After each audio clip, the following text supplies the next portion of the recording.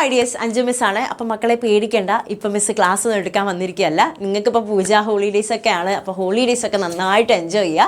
Miss ഇപ്പം നിങ്ങൾക്ക് class എടുക്കാനല്ല, എന്തിനാണ് മിസ് വന്നിരിക്കുന്നത് എന്നുള്ളത് തമ്പനയിൽ കണ്ടപ്പോൾ നിങ്ങൾക്ക് പിടിയിട്ടിട്ടുണ്ടാവുമല്ലോ. യെസ്, നമ്മളുടെ കലാകായിക മേളകളെക്കുറിച്ച്. ഇപ്പം നമ്മുടെ സ്കൂളുകളിൽ കലാകായിക മേളകളൊക്കെ നടന്നുകൊണ്ടിരിക്കുകയാണ്. ഇനിയിപ്പോൾ സബ് ജില്ലാ കലാമേളയൊക്കെ വരാൻ പോവുകയാണ്. അപ്പോൾ എനിക്ക് കുറേ മക്കൾ മെസ്സേജ് അയച്ചിട്ടുണ്ടായിരുന്നു, അവർക്ക് കലാകായിക മേളയിലൊക്കെ പങ്കെടുക്കാൻ ആഗ്രഹം ഉണ്ടായിരുന്നു, പക്ഷേ പറ്റിയില്ല.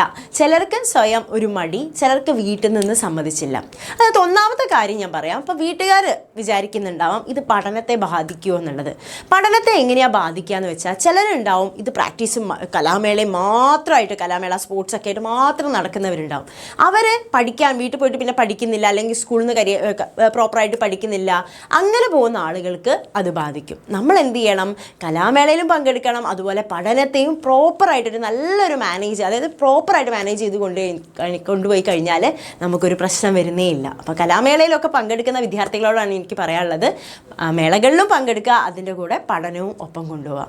ഇനി ചില മക്കളുണ്ട് സ്വയം പിന്നോട്ടടിക്കുന്ന മക്കൾ, എനിക്കിതിനൊന്നുമുള്ള കഴിവില്ല, എനിക്ക് ആളുകളെ ഫേസ് ചെയ്യാൻ ബുദ്ധിമുട്ട്, അല്ലെങ്കിൽ ഇതിനൊക്കെ ഇപ്പോൾ പങ്കെടുത്തിട്ട് ഇപ്പോൾ എന്തിനാന്ന് കരുതി സ്വയം ബാക്കോട്ട് അടിക്കുന്നവരോടാണ്. നമ്മൾ ഇത്തരത്തിലുള്ള മേളകളിലൊക്കെ പങ്കെടുക്കുന്നതിലൂടെ നമുക്കൊരു കോൺഫിഡൻസ് ഉണ്ടാവാറുണ്ട്. ഇപ്പം നമുക്കൊരു 4 ആളുകൾ കൂടി നിൽക്കുന്ന സ്ഥലത്ത് നിന്ന് നേരെ അവരെ മുഖത്തൊക്കെ നോക്കി സംസാരിക്കാനുള്ള ഒരു മടിയുള്ളവരുണ്ടാവാം. അവർക്കതൊക്കെ മാറിക്കിട്ടും. ഇത്തരത്തിലുള്ള മേളകളിൽ പങ്കെടുക്കുന്നതിലൂടെ നമുക്ക് ഒരു സഭാകമ്പം മാറിക്കിട്ടും. എല്ലാവരോടും നന്നായിട്ടൊന്ന് നമുക്ക് സംസാരിക്കാനൊക്കെ ഉള്ളൊരു കോൺഫിഡൻസ് ഉണ്ടാവും. അതുപോലെ തന്നെ നമുക്ക് നമ്മളുടെ വ്യക്തിഗതമായിട്ടുള്ള കഴിവുകൾ എന്തൊക്കെയാണെന്ന് തിരിച്ചറിയാനും അത് ഡെവലപ്പ് ചെയ്യാനും ഒക്കെ നമ്മളെ സഹായിക്കുന്നതാണ് ഇത്തരത്തിലുള്ള കലാകായിക പ്രവൃത്തി പരിചയ മേളകൾ. അതുപോലെ തന്നെ ഒരു മതസൗഹാർദ്ദം ഉണ്ടാക്കുന്നുണ്ട്.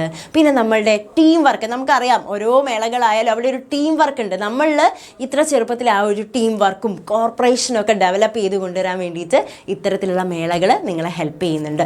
അപ്പോൾ അത് നിങ്ങളെ ഭാവിയിൽ നിങ്ങൾക്ക് ഒരുപാട് യൂസ്ഫുൾ ആകും. അപ്പോൾ മക്കളെ, ഇത്തരത്തിലുള്ള മേളകളിൽ പുറകോട്ട് നിൽക്കരുത്. അതുപോലെ തന്നെ ഇപ്പം നമുക്ക് മാർഗം കളി, അതേപോലെ കോൽക്കളി, ദഫ്മുട്ട്, കഥകളി, ഭരതനാട്യം, ഇതുപോലുള്ള ഒരുപാട് കലാമേളകൾ, ഒരുപാട് ആർട്സ് ഫോമുകളുണ്ട്.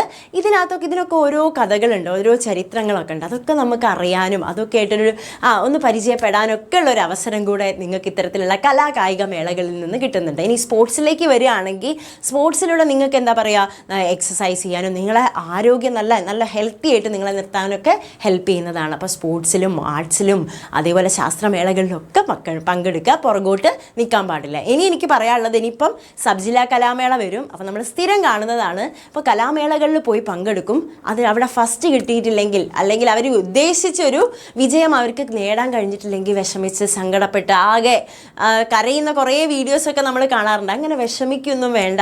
നമ്മൾ പങ്കെടുക്കുക എന്നുള്ളതാണ്, നമ്മൾ പാർട്ടിസിപ്പേറ്റ് ചെയ്യാന്ന് അറിയാഞ്ഞാൽ തന്നെ അവിടെ ഒരു സക്സസ് ആണ്, അല്ലേ?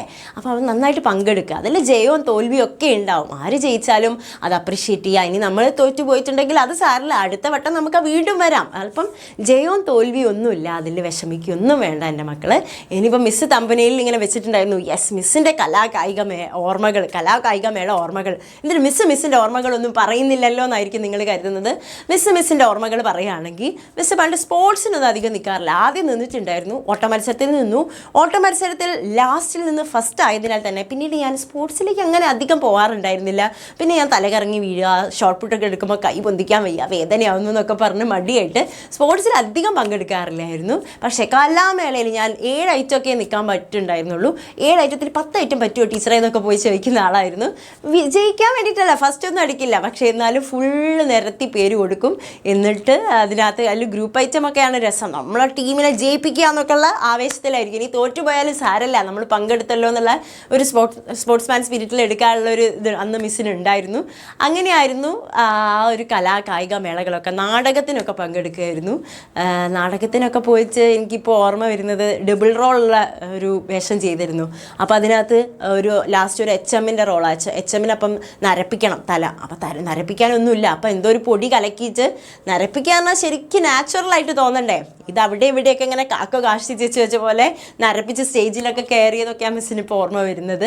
പിന്നെ ശാസ്ത്രമേളകൾ എല്ലാത്തിലും മിസ്സ് പങ്കെടുക്കുമായിരുന്നു. ഫസ്റ്റ് കിട്ടാനൊന്നുമല്ല, വെറുതെ പാർട്ടിസിപ്പേറ്റ് ചെയ്യാന്നുള്ളത്. അപ്പോൾ മക്കളെ, ഇതുപോലെ നിങ്ങൾ ഈ വർഷം പങ്കെടുത്തിട്ടുള്ളത് എന്തൊക്കെയാണ് നിങ്ങളെ മെമ്മറീസ്, അല്ലെങ്കിൽ എന്തൊക്കെയാണ് നിങ്ങളുടെ അനുഭവങ്ങൾ എന്നുള്ളതെന്ന് താഴെ കമൻറ്റ് ചെയ്യുക. അപ്പോൾ ഈ വർഷം പങ്കെടുക്കാൻ പറ്റാത്തവരുണ്ടെങ്കിൽ വിഷമിക്കേണ്ട, അടുത്ത വർഷം എന്തായാലും പങ്കെടുക്കുക. അതുകൂടാതെ ഇനി ഇനിയും ഒരുപാട് പ്രോഗ്രാമുകൾ വരാനുണ്ടാവും, അതിനൊക്കെ പാർട്ടിസിപ്പേറ്റ് ചെയ്യുക. ഇമ്പോർട്ടൻ്റ് ആയിട്ടുള്ള കാര്യം, ഇതൊന്നും പഠനത്തെ ബാധിക്കാൻ പാടില്ല. പഠനം പാരലലി ഇമ്പോർട്ടൻസ് ആയിട്ട് പഠനം കൊണ്ടുപോകേണ്ടതുണ്ട്.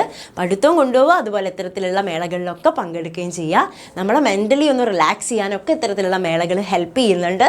അപ്പോൾ എന്ത് ചെയ്യുക, എല്ലാത്തിലും ഹാപ്പി ആയിട്ട് എൻ്റെ മക്കൾ പാർട്ടിസിപ്പേറ്റ് ചെയ്യുക.